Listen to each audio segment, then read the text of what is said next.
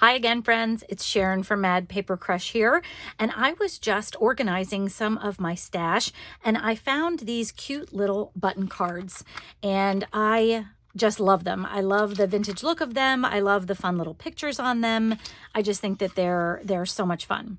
But I know not everybody has access to this kind of ephemera all the time, so I thought it would be fun to make some of our own. So I had seen Francesca from Junk Journal Joy make some paper buttons, and they turned out really cute. And so this is kind of my take on making the buttons. But I also have a special little freebie for you. I'm going to put these aside, and I'm going to pull out what we're going to do today. And I have these little button cards that I have created digitally for you. So I have a freebie for you with the button cards, and then we're going to go through making these buttons. And let me tell you, this is a stash buster, so go grab your scrap stash and start going through it for fun pieces and bits of paper that will turn into beautiful buttons. Let's go, friends. Let's do this project. Okay, so before we get started on the project, I wanted to just offer up a little freebie for you. And I have actually created these little vintage-like button cards. They're not actual cards. I actually designed these myself to just kind of look like what you might find in a vintage button card, but I thought they were really fun, and I thought you guys might like them. You could certainly use them for things other than button cards. I think they would make great little note cards, or you know, little tuck spots, or even just some ephemera to put into an envelope or a pocket or something like that. So if you would like this freebie, all you have to do is go to madpapercrush.com/button cards, all one word, and I will link to that as well up in the corner here and in the description down below if you're interested in picking up this page of button cards. So let's go ahead and get started on the project. I hope you went through your scrap pile and just scoured it for all the goodies that I'm sure you have in there. I know that, you know, I even keep all these little, you know, kind of tiny cut-offs, but I think they're going to be perfect for, you know, what I want to do today, and to get to use up some scraps, which I love. So I actually picked out some that I thought would match some of the cards on here, but you don't certainly, you know, have to do that. You can just use any of the scraps that you have to make these fun buttons. And then the other thing I did, so the decorative ones that you see here are going to be the front sides of my buttons. And then I also picked out a couple of plain scraps that I just kind of had in my stash as well. I mean, they're not necessarily all the way plain, but the plain sides I will be cutting out as well for the back sides of my buttons. So what I'm going to do first is I'm just going to go through, I pulled out my 1/2 inch hole punch, circle punch, and my 1 inch circle punch. Obviously, you could do these with whatever size you have. You could also do these with different shape punches if you would like as well. Now, I'm going to be punching through some light cardboard, so you want to be sure that your punch, whatever you have, can do that. Or you could even die cut them if you have small die cuts that have fun shapes that might make good looking buttons. So all of that's up to you. This is all I'm going to use right now. And then I'm just going to punch out buttons on my fronts. I'm going to punch out a matching number of back sides, and then I'm also going to punch out a matching number of middles. So I'm going to be using, I'm just going to pull this out here. I've kind of, you can see I've already started using it a little bit, but I'm going to be using, this is just packaging. This is just lightweight packaging, like a cereal box, or this one had plastic bags in it. So it's nice and thin. It's probably, I don't even know if it's an 1/8. It might even be a 1/16 of an inch thick. So it's pretty thin. But I need to add some weight or some bulk to my button. So I'll be cutting out however many buttons I cut out of this. I will cut out the same number and the same size for this so that we can put them all together. So I'm just going to go ahead and do that right now. So some of the ones that are, you know, like this one here, obviously I can't fit my 1 inch punch on this one unless I wanted to make that kind of looking button, which might be interesting as well. but that's going to be harder to match up if I do that. So I am going to just cut out maybe some interesting places on this button, on this marbled piece. Hello. And let me see if I can find another one that kind of has sort of an interesting thing to it. So there are my first 2 button tops that I'm going to have, and I'm just going to continue through and cut out the rest of these buttons here.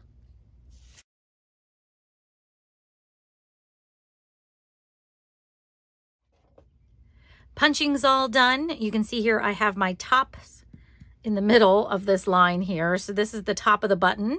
And then these over here are the bottoms of the button. And then these are my little cardboard cutouts, the middle of the button. So now it's just a matter of gluing. And before I glue, this is something I like to do, and it's probably optional, but for whatever reason, it makes me feel better.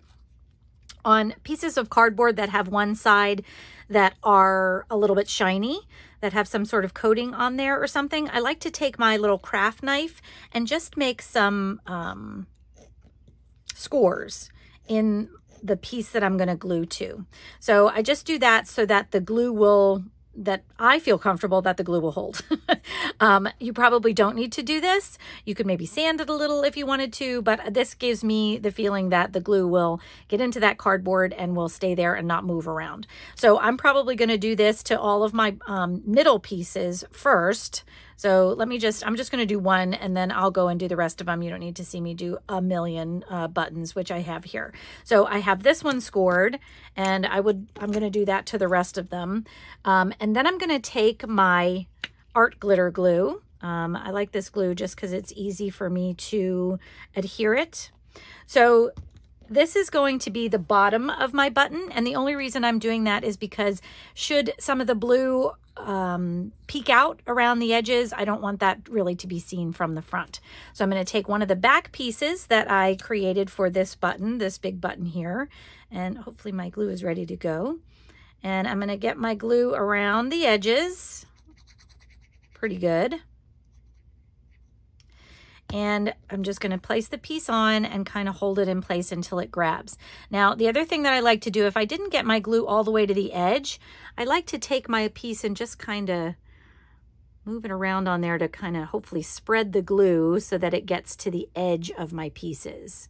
And then I just make sure before it grabs that I have everything centered and my bottom piece is fully on there, right on top, so that they match up like that. And then once that's good to go, then I'm going to flip it over and just do the same thing with the top of one of my buttons. So I've taken my decorative piece here, but the gluing is basically the same. So I'm just going to put that on there. I'll probably kind of smoosh this around a little to make sure my glue is all the way to the edges.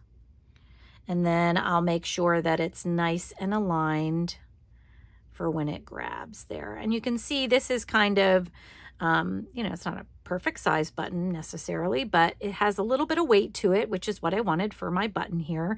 It has a pretty front and a back there. So I'm going to let that dry really good before we move on to the next step. But I'm going to do all these pieces so that these buttons are all ready to go.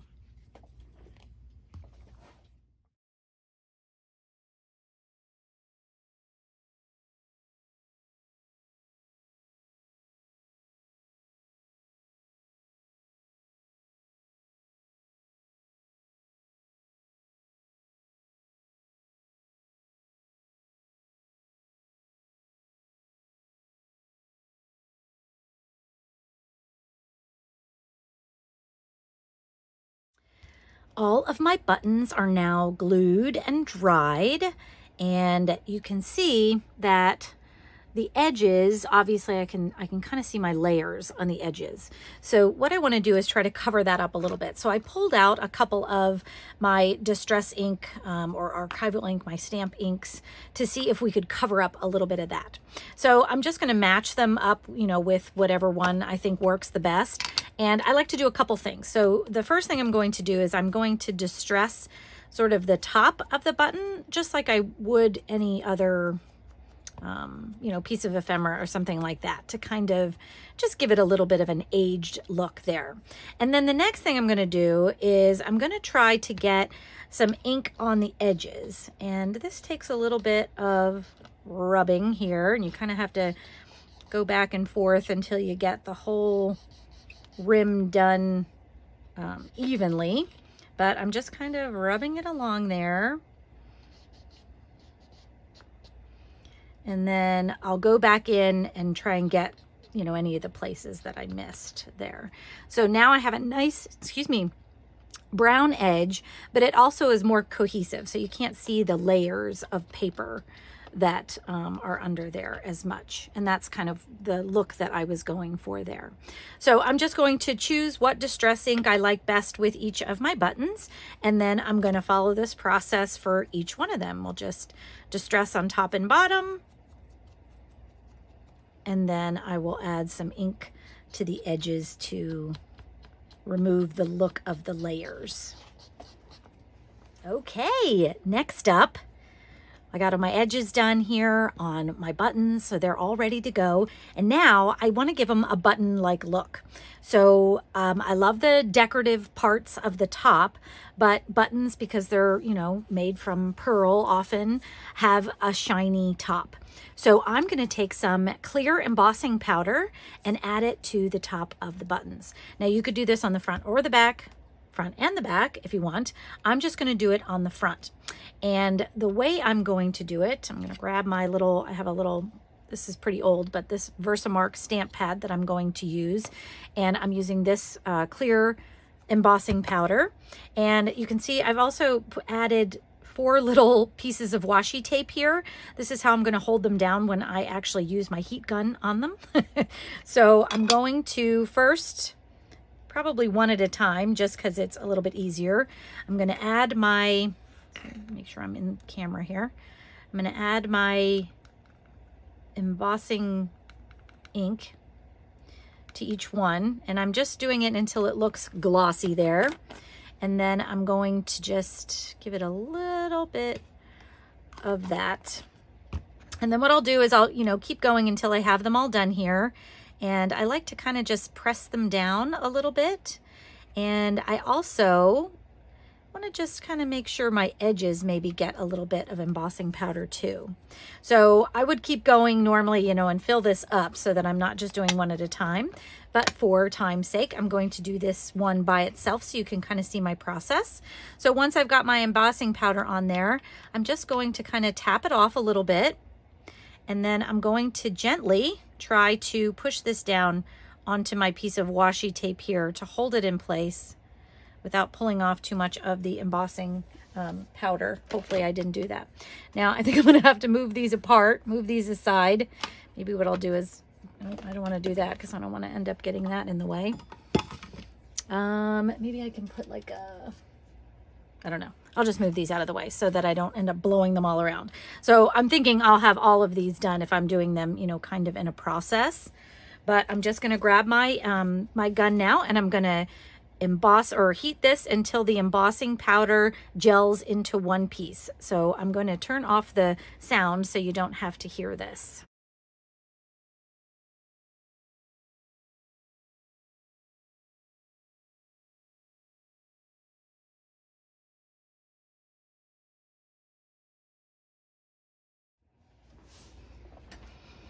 Okay, and then I'm gonna let this dry. I don't wanna touch it while it's wet.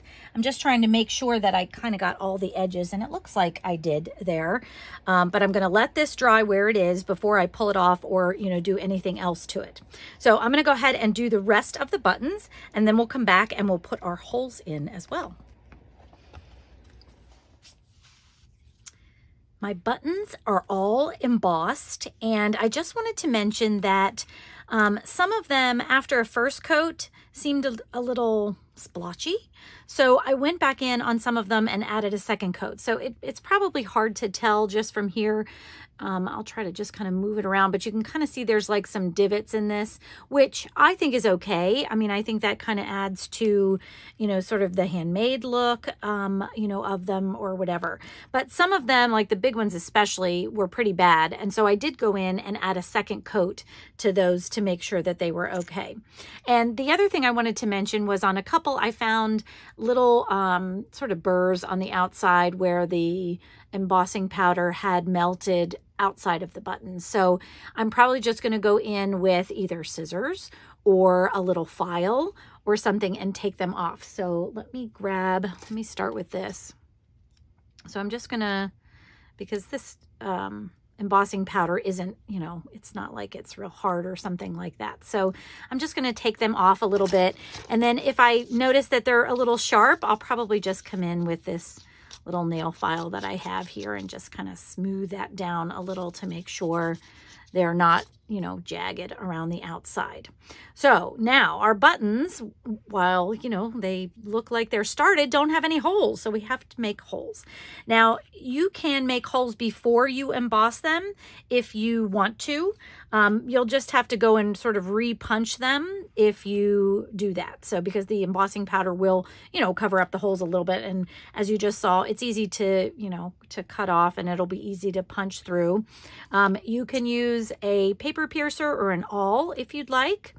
I am going to be using this little punch. It's a round punch, and I'm going to actually, I have two different ones, one that has a little bit bigger hole and one that has a smaller hole. And I'm probably going to be using this to make my holes. Now, obviously, you can also make as many holes as you want. You know, some buttons have 2 holes, some buttons have 4 holes. You can, you know, decide how you want to do that. The other thing is, if you wanted to mark them to make sure you were even, you could do that too. But I like to fly by the seat of my pants. And so I'm just going to punch holes. I kind of like that they look a little wonky sometimes. So what I'm going to do is I'm just going to look at this button, kind of get, you know, an idea. I want it to come in a little bit from the side, but not be too close. I certainly don't want it to be centered because I want to punch 2.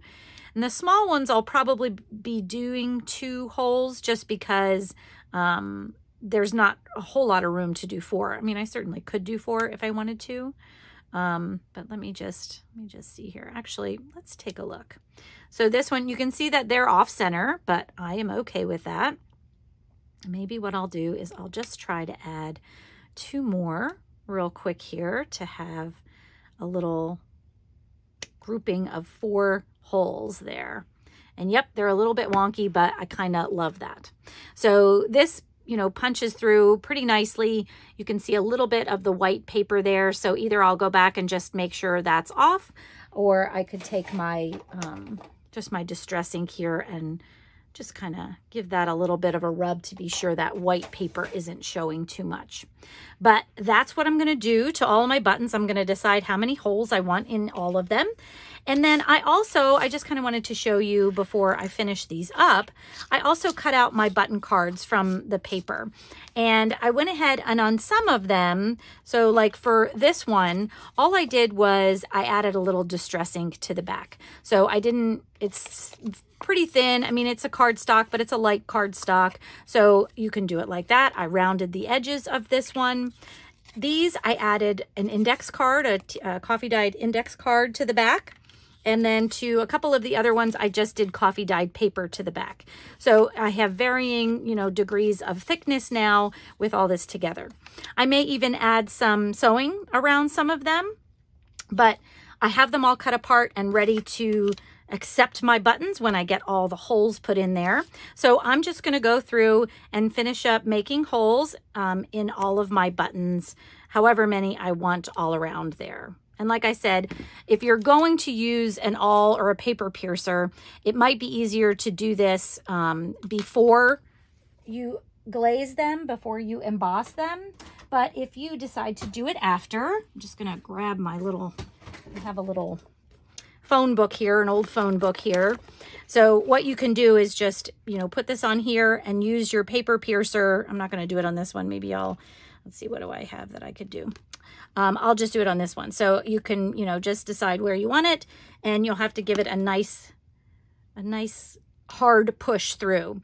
Now that hole is pretty small, so, you might need to push this all the way down.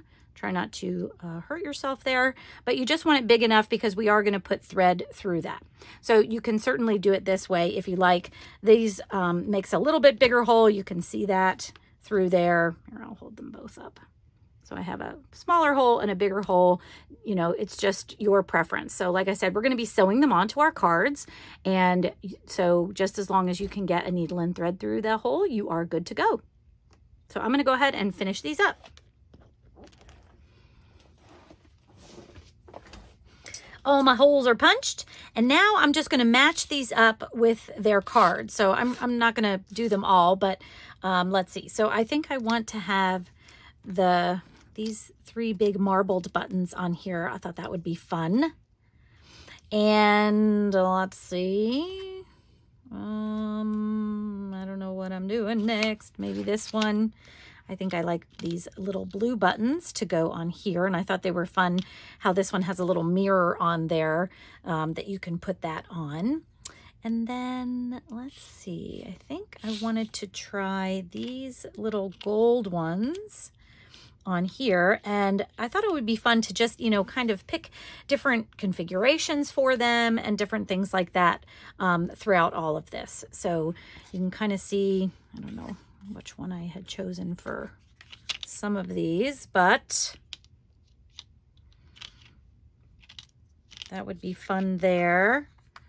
Or maybe, I think, since I have one big one here and 2 small, or maybe I could put the big one up here and kind of do them down here. I don't know. I thought it would be fun to just kind of figure out where I wanted to put them. And I grabbed a needle and thread, and I'm just going to put enough thread that I can double it. And, most of the time, well, in some of the vintage button cards I actually have, they have like little staples in them, but I don't want to put staples in them. I mean, I guess I could pull out a staple and just kind of bend it over. That might be fun to do as well. But I'm going to do this, doubling up my thread. And then we'll go ahead and tie 1 or 2 on here. So let me move these out of the way. And I think I'm going to start with this Marjorie one that I have here. And all I'm going to do, since I kind of know where I want them to go, I think I'm just going to start by I'm not going to actually go down in this hole, but I'm just going to punch through with my needle so that I know where to come up for my first stitch here. So I'm just going to pull that through. And then we will put it wherever you want it. Make sure you have it in the right direction and that it's centered over the hole that you want it on. And then we'll pull it through that way. And now you can go through a couple times if you want to make it, a little bit thicker or, well sewn on there, either way you want. And then I'm going to just make a little knot here. Whoa, as I throw everything around. Goodness. Let me try this again.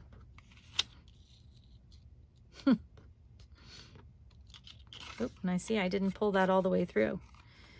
So I'm just going to try to make sure I have... Oh, I see what happened.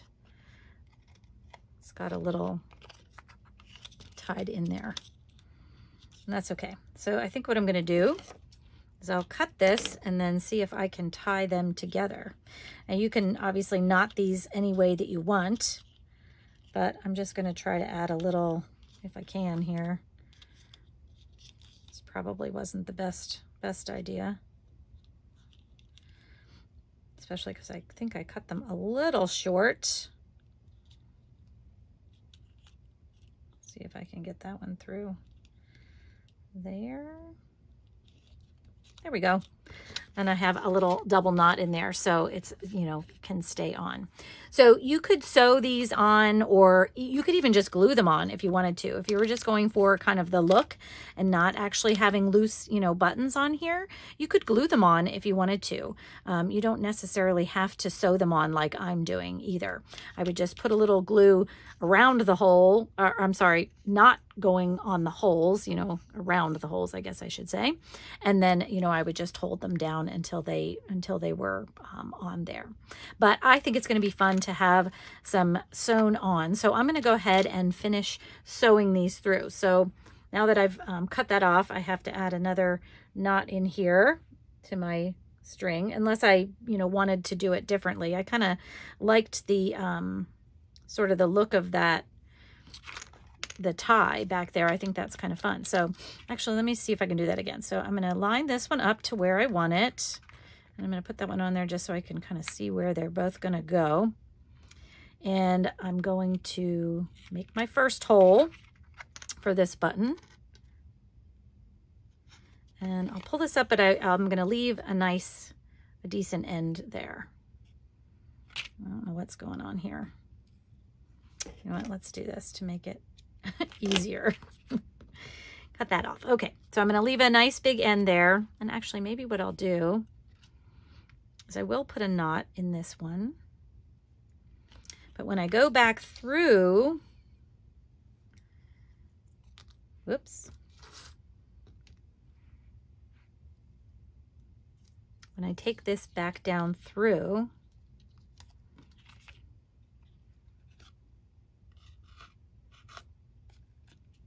I'm going to try to, I think my is all messed up there. Okay. So I have this where I want it. We'll go back down through.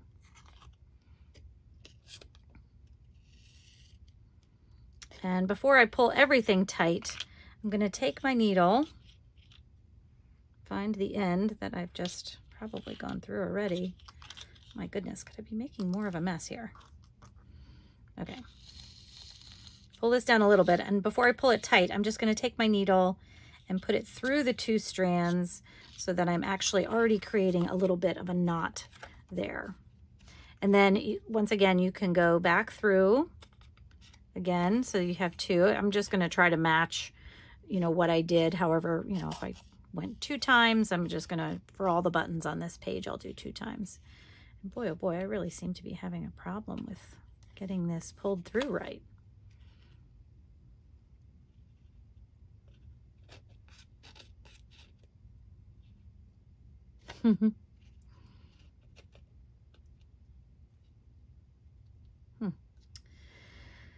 Well, I thought I was a better sewer than this. Let me pull this through maybe. There we go. Now let's see if I can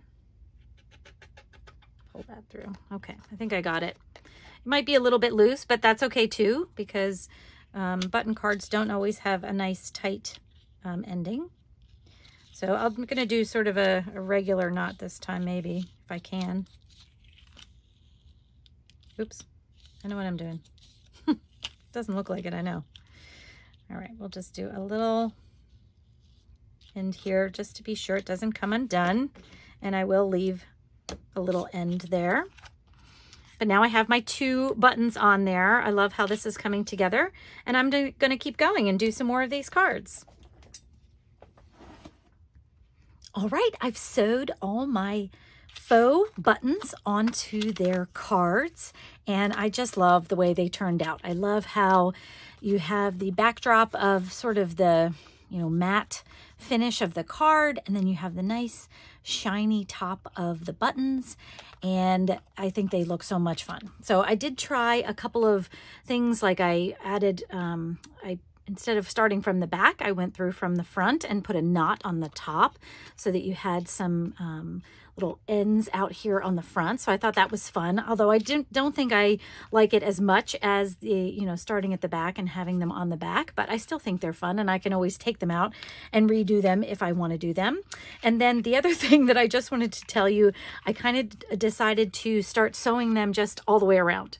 So I, you know, would go up in one hole, down, and then right to the next button and keep going all the way around. So that was also much easier instead of tying every single one off. So there's a couple of little options there for you, but I just love the way they turned out.